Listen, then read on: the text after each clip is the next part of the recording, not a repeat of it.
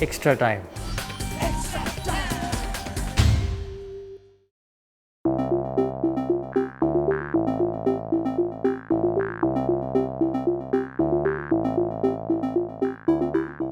12 months we had 5 captains, mainly on because of injuries and things like that. So it's very difficult for a coach as well to try and build a team and have a consistency. So and I believe that's one of the biggest issues. We had people getting injured and a lot of changes happening. But one of my main goals and going forward is to have a stable team. Hopefully the captain can play all the games, because that's very, very important, because Angelo's injuries hasn't helped as well. Because last year I think he only played about 40% of our Sri Lankan cricket through injury. And it's very important that I have him, because he's very experienced, good leader, and I need him here. So my main goal for the next 12 months is to have a stable team. I actually do agree with your comment, because some cricketers, because some of them are young as well, and it's the match situation knowledge that we need. And the team names you mentioned, like Kohli and Rohit Sharma and a lot of others, their knowledge of match situation is one of the reasons they're consistently scoring, because you got to first analyze the wicket, how it's played.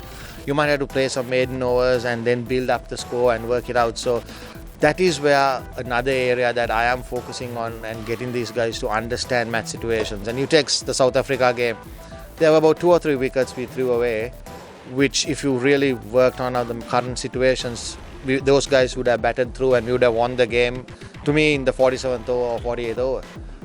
So that's you're right. It's they need to understand the situation and work according to that.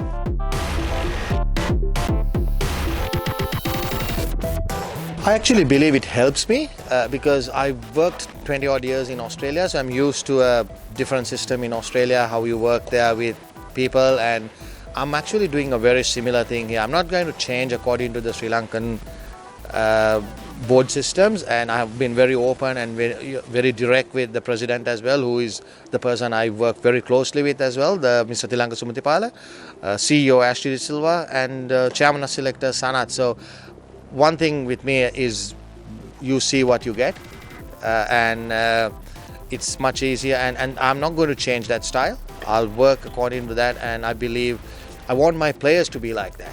These guys need to be like that. If they don't agree with something, I've asked them to challenge me, because I don't want people like nodding their head and saying, yeah, that's okay. And I told the captain and the seniors, I want you all to challenge me and say, no, what you're doing is wrong. Because to me, there's no right or wrong. If we work together, we can find a really best solution for the team. So I can see a lot happening with some of the seniors, like Angelo and a couple of other seniors, what they're doing. And I'm really happy that they're challenging me on a lot of things. And to me, is like, wow, it's great. So that's my style won't change.